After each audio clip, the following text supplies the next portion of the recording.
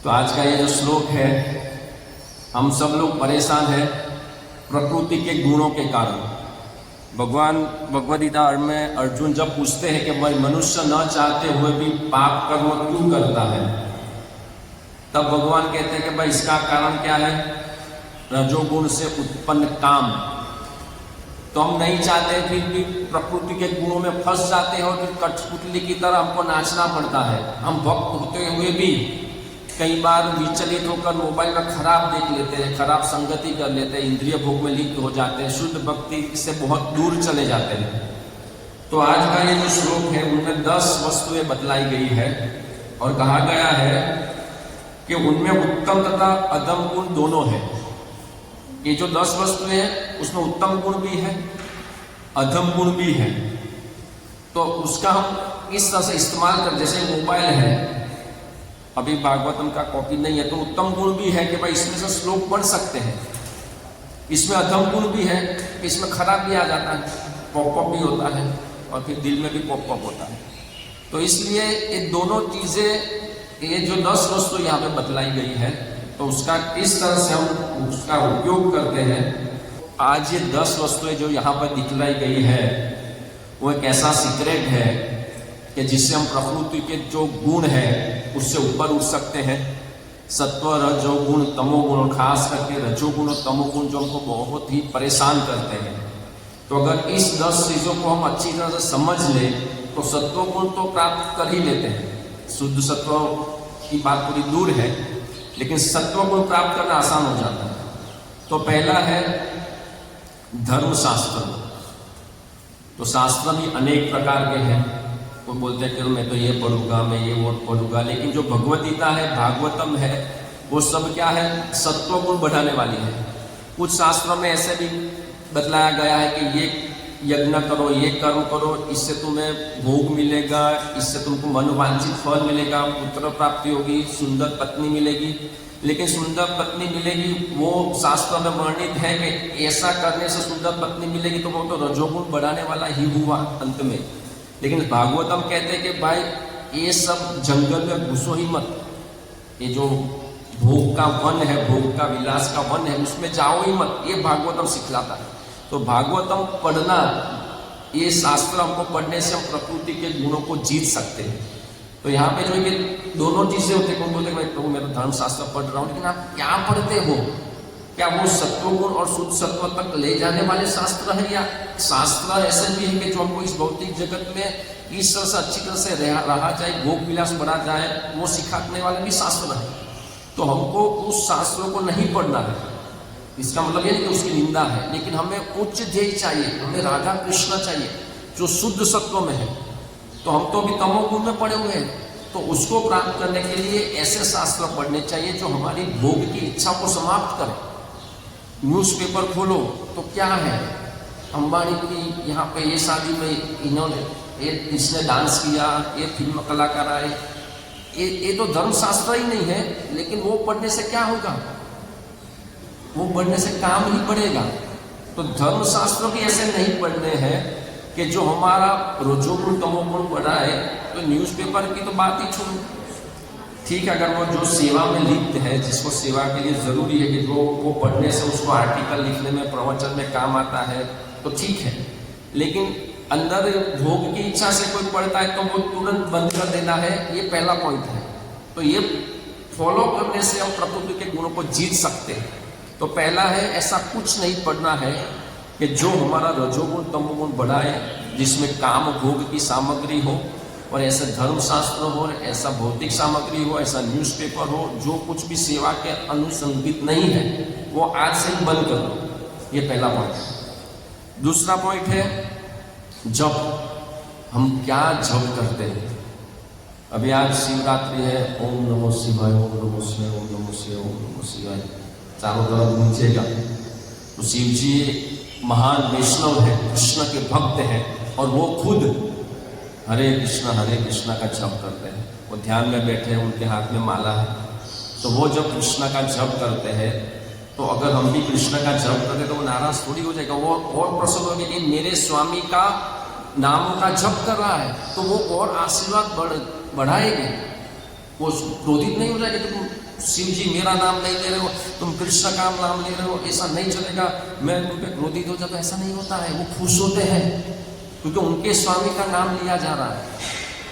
अगर कोई स्कूल है उसमें सबसे बड़ा प्रिंसिपल होगा, अंदर पॉलिटिक्स नहीं है तो प्रिंसिपल के पास कोई जाएगा तो वो सर खुशी होगा, ठीक है वो फाइनल अथॉरिटी के पास जा रहा है। मंदिर के जो प्रमुख है उसके पास कोई भक्त जा रहा है कि प्रभु मुझे दीक्षा दो, तो नीचे के भक्त खुशी हो गए अगर सच्ची भावना है तो शिव जी तो महान भक्त है। तो जब क्या करते हैं, और जब करते भी मान लो कोई किसी को शिव जी में बहुत ही आस्था है, वो ओम नमो शिवाय बोलता भी है, लेकिन उसको अंदर से तो यही होना चाहिए शिव जी मुझे कृष्ण के पास ले जाओ। हमारे ईश्वर में ऐसे अनेक भक्त हैं जो शिव जी के पास थे और कोई कृष्ण के पास आ गए। मेरे सामने ऐसे भक्त, वो गणेश जी के पास थे, शिव जी के पास थे, उन्होंने आखिर में उनको कृष्ण के पास भेज दिया। तो ये लोग ऐसे नहीं है कि मेरे पास ही रखूंगा, वो लोग जब देखते हैं कि ये वो अच्छे हृदय वाला है, इसको सही मार्गदर्शन की जरूरत है, तो वो कृष्ण के पास ही भेजेंगे। इतने महान देवता है। तो अगर हमको जप करना है तो हरे कृष्ण महामंत्र का, क्योंकि कलेर दोष नित्य राजन अस्ते को महान गणो कीर्तन आदि कृष्ण से मुक्त संग परम व्रजित, कृष्ण का जप करना है। इसका मतलब ये भी नहीं कि हम किसी की प्रति और कोई भाव है नहीं।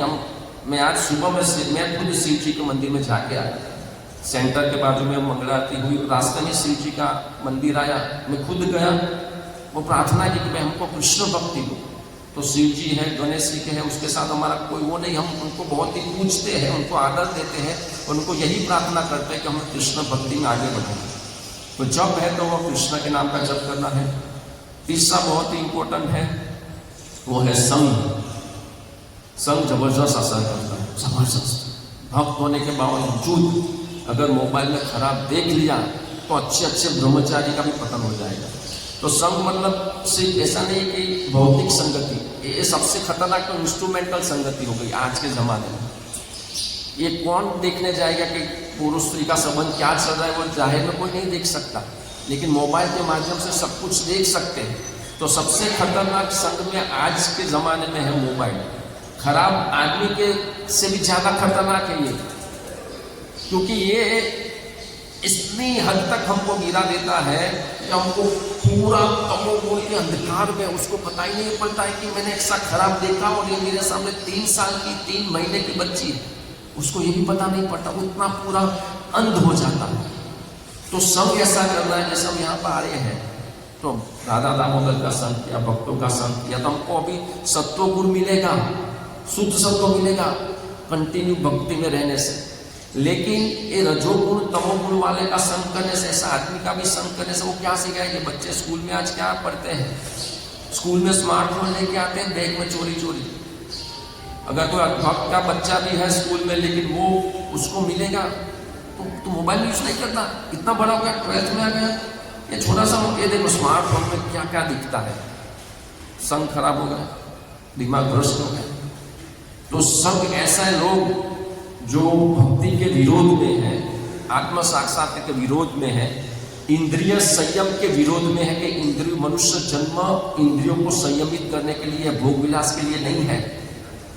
ये जो नहीं बोलता है उसका संग नहीं करना है।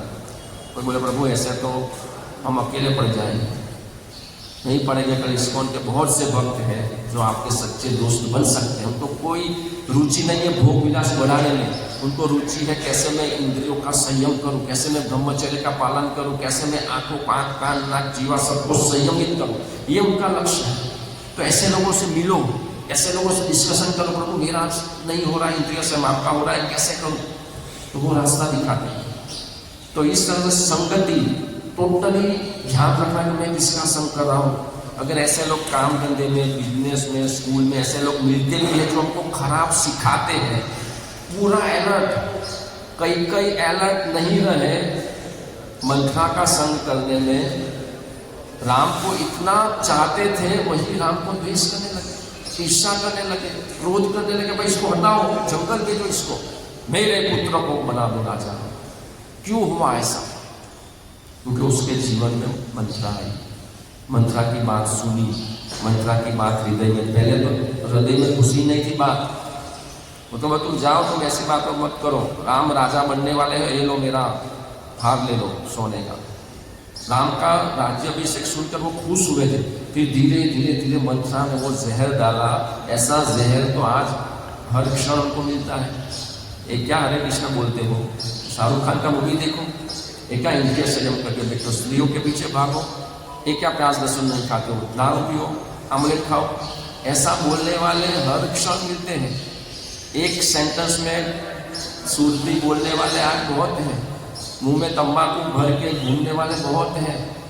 ऐसे दोस्त, अभी एक दोस्त बता रहा था, शॉप पे आया था, उसने बोला कि उसका साला बहुत ही दारू पीता था और डॉक्टर ने बोला कि अभी तुम दारू की एक बूंद भी डालोगे तुम मर जाओगे, मत डालो। ठीक है, 7 महीने तक उसने दारू छोड़ दिया।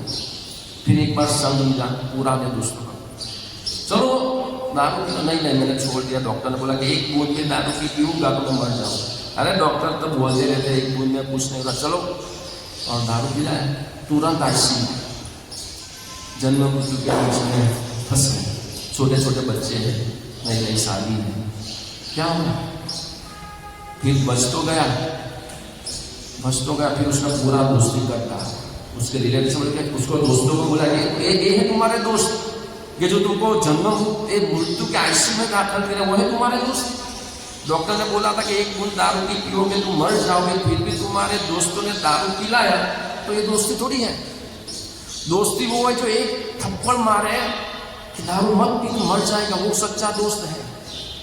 तो पहचानो कि दोस्त एक्चुअल में कौन है, जो हमें सच्चा सिखाता है, हमको गंदी चीजें दिखाता है, गंदी चीजें दिखाता है तो उसको एक थप्पड़ मार के बोलो आज के बाद तेरी और मेरी दोस्ती खत्म, नहीं चाहिए मुझे ऐसे दोस्त। कोई नहीं मिलेगा तो कृष्णा हृदय में बैठे हुए परम शुभेच्छक मित्र को बोलेगा मैं अकेला हो जाऊंगा, क्यों अकेले हो जाऊंगा? कृष्णा सबके शुभेच्छक मित्र है। कृष्णा के मैं परम शुभेच्छक मित्र हूँ, आई एम बेस्ट फ्रेंड। तो उस बेस्ट फ्रेंड की शरण में चले जाओ, हृदय में बैठे हुए हैं, तो कोई दोस्त नहीं है तो वो दोस्त है। तो इसलिए संगति के बारे में तो बहुत कुछ बोल सकते हैं, लेकिन 10 मिनट हमारे पास है। तो संग में हर क्षण ध्यान रखो, पढ़ने में, संगति करने में, मोबाइल देखने में, टीवी देखने में, लैपटॉप देखने में, संगति का पूरा ध्यान रखो तो हम सत्वगुण में आ जाएंगे। चौथा है स्थल, कहाँ पे हो आप? मंदिर में हो, और मंदिर भी कैसा मंदिर जहाँ पे भगवान के बारे में सिखाया जाता है। कुछ मंदिर ऐसे हैं जहाँ पे सिर्फ और सिर्फ ऐसा इंद्रिय भोग का साम्राज्य है। सत्वगुण वाले मंदिर भी कम है, भाई इनकम नहीं है, एक बता रहा था बीच में, कोई इनकम नहीं है, चलो मंदिर खोल डालते हैं, ट्रस्ट बना लेते हैं, मंदिर बना देते हैं, लोग आएंगे दान पीने में पैसा डालेंगे तो हमारा बिजनेस चालू हो जाएगा। ये बिजनेस का नाम है मंदिर खोलना, तो बिजनेस है। और ऐसे बिजनेस वाले मंदिरों में जाएंगे तो सत्वगुण थोड़ी आएगा। स्थल ऐसा होना चाहिए जहाँ पे भगवान के बारे में चर्चा होती हो, भगवान को कैसे प्राप्त करें वो चर्चा होती हो, इंद्रिय संयम के बारे में बताया जाता हो। ऐसे स्थल पे रहना चाहिए, ऐसे स्थल पे जाना चाहिए। धामवास वृंदावन में भक्तों के साथ जाना चाहिए तो सत्वगुण बढ़ेगा। और अगर हम थिएटरों में गए अश्लील फिल्म देखने के लिए, अश्लील सीन उसमें आएंगे, ज़्यादातर मूवीज में आते हैं, बहुत कम ऐसी मूवी होगी जिसमें नहीं है, फैमिली मूवी बहुत कम आती है, तो ऐसी मूवी देखने जाओगे, मोबाइल में ऐसे खराब देखोगे, ऐसे स्थल में जाओगे जहाँ पे नाच गाना हो रहा है, दारू की पार्टी हो रही है, तो आप रजोगुण तमोगुण में ही आओगे। फिर बोलते हैं कि मेरा में रजोगुण आ गया, तो रजोगुण ऑटोमेटिक नहीं आता, तुम वैसा करते हो इसलिए आता है। ऐसा करना बंद कर दो, खराब संगति मत करो, खराब स्थल पे मत जाओ। गोवा के बीच पे जाओगे खराब दोस्तों के साथ तो रजोगुण तमोगुण आएगा ही। और वृंदावन में जाओगे, हरे कृष्ण मंदिर में जाओगे, गोवर्धन परिक्रमा करोगे, सत्वगुण आएगा। तो स्थल बहुत इंपॉर्टेंट है। 5वां है काल, समय। आज लोग रात को 12 बजे दिन निकलता है, सुबह को सुबह क्या होता है, रात को 12 बजे दिन निकलता है, सुबह को रात होती है।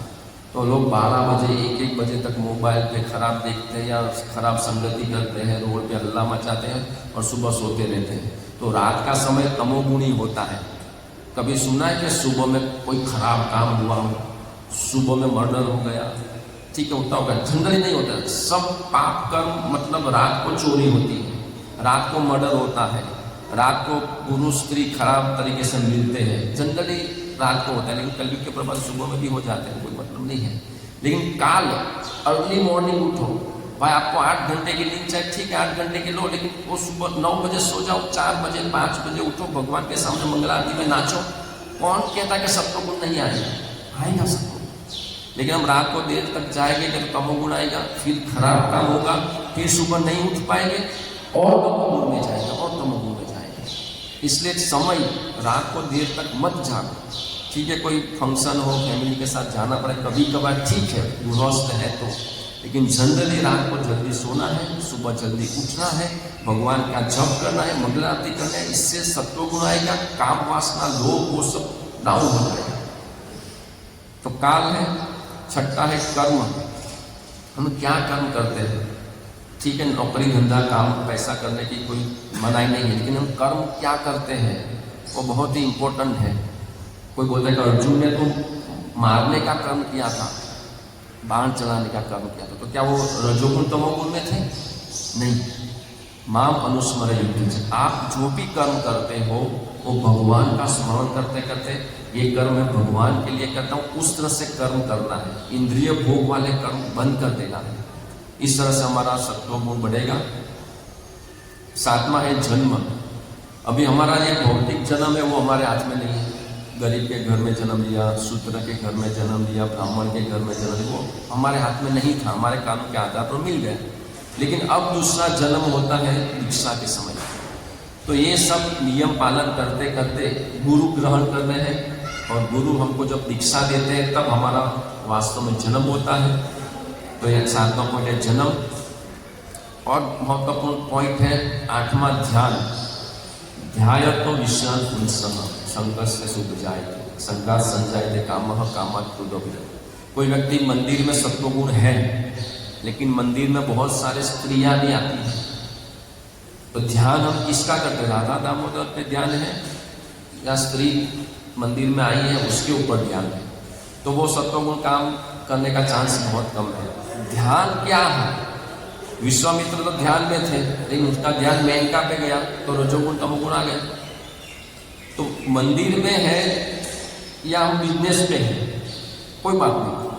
कोई 24 घंटे मंदिर में प्रैक्टिकली रहना सबके लिए संभव नहीं है, लेकिन हम कहीं भी है, ध्यान कहाँ पे हमारा? हम किसका चिंतन करते हैं? खराब चिंतन आया, खड़े हो जाओ, भगवद गीता पढ़ो, भक्तों को फोन करो, कुछ भी करो, लेकिन वो माइंड है वो खराब बाबतों में मत जाने। इसके बारे में जागरूक रहो, अलर्ट रहो कि मुझे दारू का चिंतन हो रहा है, मुझे स्त्री का चिंतन हो रहा है, मुझे सिगरेट का चिंतन हो रहा है, मुझे काम भोग का चिंतन हो रहा है, मैं खराब बातें आ रही दिमाग में। खड़े हो जाओ, हरे कृष्ण जपो, कुछ नाम जप करो, भगवद गीता पढ़ो, कुछ भी करो, लेकिन वहां से खड़े हो जाओ और उसको ध्यान को वहीं पे अटका दो। बाकी वो ध्यान इतना नीचे गिराएगा कि उठने में बहुत टाइम लग जाता है।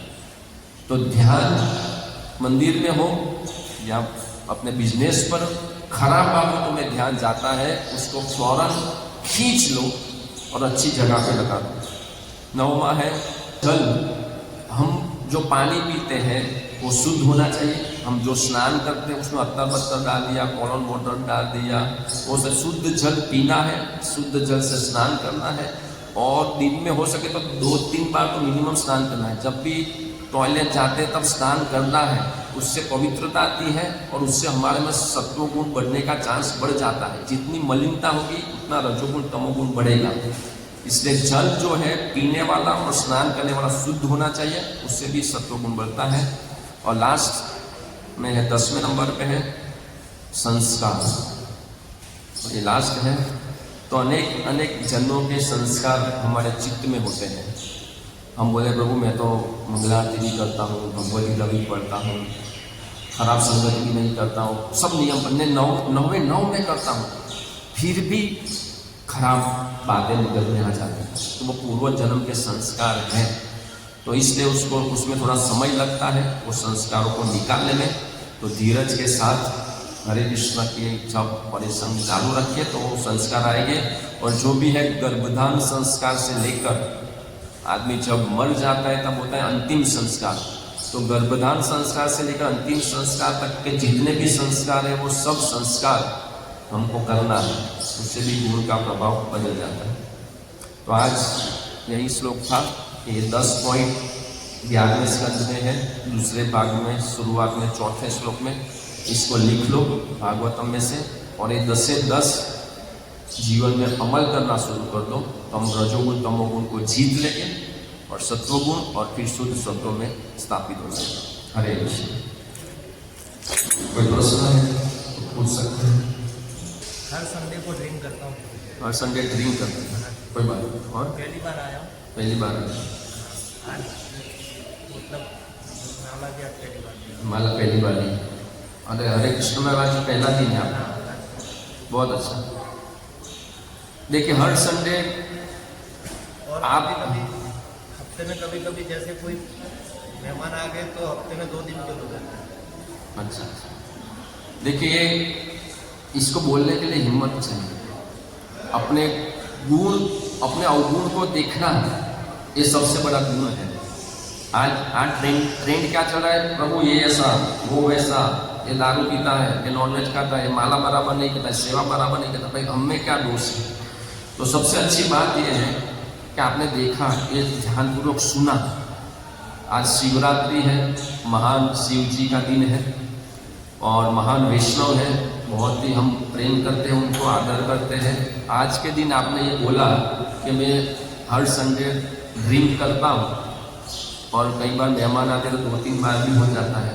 ये बोला मतलब वो निकल जाएगा, 101% निकल जाएगा। आपने आज शिवरात्रि के दिन ये जो माला दी है, तो हरे कृष्ण महामंत्र का जप आपको वहाँ पे बताया हुआ कैसा करना है। नहीं मालूम तो मैं बता दूंगा।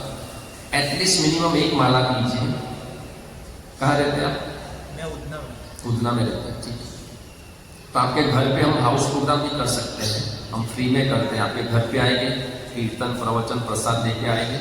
तो उस तरह से ये जो 10 बताए पॉइंट, संग बढ़ाओ। अगर ऐसे लोग मेहमान लोग आते हैं तो बोल दो कि मैंने शिवरात्रि के दिन से पीना छोड़, हफ्ते में 1 बार मतलब छोड़ सकते हैं। मेरे ध्यान में ऐसे लोग हैं जो दिन में 3-4 बार पीते हैं। मेरे दुकान में जो काम करता था वो खुद दारू बहुत पीता था, फिर वो गया काम से। तो हफ्ते में 1 बार मतलब आप उतने एडिक्ट नहीं हो, आराम से छूट सकता है, आराम से छूट सकता है। तो आज शिवरात्रि के दिन अगर आप संकल्प कर लो तो 100% शिव जी और राधा कृष्ण की कृपा से छूट जाएगा। आज से ही संकल्प करो, कोई भी मेहमान आए उसको शरबत पिला दो, दूध पिला दो, नाश्ता करा दो, कुछ भी करा दो। या हमारे वहाँ पे अगर मेहमान आए उनको जैसे जिया दिया, उनको अगर पिलाया नहीं तो फिर वो बोलेंगे किस हिसाब से कर रहा है। मैंने इसमें है ना संगति, तो लोग आपको बोलेंगे ये क्या है, तुम दारू नहीं पिला रहे, तुम ऐसे हो वैसे। कुछ समय के बाद वो आपको रिस्पेक्ट देगा। पानी का जो बहाव है उससे इधर चलोगे संघर्ष आएगा, वो सबके जीवन में आता है। लेकिन आप जब मरोगे तब वो लोग आपके साथ नहीं आएंगे। वो यमदूत आपको पकड़ के वो गरम गरम लोहे का रस आपके मुंह में डालेंगे, क्योंकि तुमने शराब पिया है, इसका नरक में सजा आपको मिलेगा। वो लोग बचाने नहीं आएंगे। तो उन लोगों का सोचना बंद कर दो। वो लोग जो भी बोले, मैंने शिवरात्रि के दिन से संकल्प, और शिवरात्रि बहुत ही अच्छा मौका है बोलने के लिए। तो 1 बार बोलोगे, 2 बार बोलोगे, सामने से उनको पता पड़ेगा भाई अभी नहीं पीता है। तो आपको दृढ़ता से बोलना पड़ेगा, मैं छोड़ रहा हूँ, मैंने छोड़ने का प्रयास किया है, मैं शायद नहीं पीऊँगा, ऐसा नहीं बोलना। वो लोग चिपका देंगे आपसे। दृढ़ता से बोलना कि मैंने शिवरात्रि के मैं मर जाऊंगा लेकिन मैं दारू नहीं पीऊँगा, मेरा संकल्प, मैंने शिव जी को प्रॉमिस कर दिया, अभी मैं नहीं पी सकता। आपको प्रेम से बोलेगा, हमको संबंध बिगाड़ना नहीं है, लेकिन प्रेम से बोलेगा मैंने दारू छोड़ दिया, मैं नहीं पीऊँगा और ना ही मैं किसी को पिलाऊंगा। तो उस लिहाज से अगर आप चाहो तो छूट सकता है। जैसे एक गुण हम पकड़ते हैं, वो बोलते हैं कि भाई मैंने झाड़ को पकड़ रखा, भाई तुमने कोई मुझे छुड़ाओ, तो वो संत बोलते कि भाई तुमने पकड़ के रखा है, छोड़ दो। तो दारू आपने पकड़ के रखा है, हफ्ते में 1 बार मतलब आप छोड़ोगे तो आप तड़पोगे नहीं। 99% वो मैं तड़प रहा हूँ, मुझे दारू चाहिए, ऐसा नहीं होगा। और अगर आपने नहीं छोड़ा तो एक समय ऐसा आएगा कि ये हफ्ते में 1 बार है, हफ्ते में 2 बार हो जाएगा, 3 बार हो, पूरा चांस है बढ़ने का। शुरू में ऐसा ही होता है, एक बार पी लो, फिर एक बार पीते हैं, फिर महीने में एक बार पीते हैं, फिर हफ्ते में एक बार पीते हैं, फिर रोज पीते हैं, फिर नहीं छोड़ पाते। तो अगर आप नहीं जागरूक हुए तो ये बहुत बढ़ जाएगा। और गुरु जी जैसे वो धार देते हैं हमारे देवता को, दारू की जो धार देते हैं उसमें से भी नहीं लेने का। जैसे अमावस्या को साल में एक बार धार देना पड़ता है। किसको दान देते हैं? हमारे जो मतलब जो खत्म हो गए हैं उनको, पितृ लोगों को, वो मतलब सूर्य भगवान के साथ हमारा जहाँ स्थान बना है वहाँ पे बोतल लेके ऐसा गोपा जी ऐसा धार देते हैं। अगर आप जो समाज में रहे उसमें ऐसी विधि हो तो हमको समाज में रहते हैं, हमको विरोध नहीं करना, लेकिन हमको नहीं करना है। उससे पितृ लोग संतुष्ट हो गए ऐसा नहीं होता है। पितृ का नहीं है गुरु जी। पितृ का हो या कोई देवी देवता का हो, हमारे मतलब हमारे जो मारवाड़ में जो देवता है उनका। हम तो एक मामूली से भक्त हैं, हम दारू नहीं पीते, हम प्याज लहसुन भी नहीं खाते। तो महान देवता जो भी है, देवी देवता है, वो नहीं पीते हैं, वो नहीं खाते हैं, वो ग्रहण भी नहीं करते हैं और उससे संतुष्ट भी नहीं होते हैं। वो तो जिसके ऊपर जो सवारी आता है वो तो बोलते हैं कि मैं फलाना हूँ, मैं ये हूँ, मैं वो हूँ, हमको तो चाहिए ऐसा बोलते हैं वो। और मटका भर के, जैसे ये मटका पानी का है ना, तो वो भर के ऐसा पूरा पी जाएंगे। उनके अंदर ऐसा तो, और पतला पतला आदमी रहता है जिसपे सवारी आती है ना, जिसके पे सवारी आती है तो भले आती हो, वो भले मटका पी जाए, एक मटका पी जाए, 2 मटका पी जाए, वो जो भी हो, लेकिन आप छोड़ दोगे ना तो वो जो भी देवी देवता है वो आपको ऊपर ज़्यादा पसंद होगा। ये जो भी हमारे इस्कॉन में जितने भी खत्री परिवार से जो जिन्होंने छोड़ दिया है ना, जो लोग उनको शुरू में गाली देते थे आज उनको प्रणाम करते हैं। तो भगवान भगवद गीता के दूसरे अध्याय में कहते हैं, असोचन अनवशोषोस्तम प्रज्ञावाद से भाषा सोची पंडिता। और उसके अगले श्लोक में है कि अर्जुन तुम्हारे मन में ऐसी मलिनता कुतस्वा कस्मल मिदम विस्मय सम उपस्थितम अनार्य जुष्टम अस्वर्गम और कीर्तिकरम। अर्जुन तुम्हारे मन में ऐसी मलिनता कहाँ से है?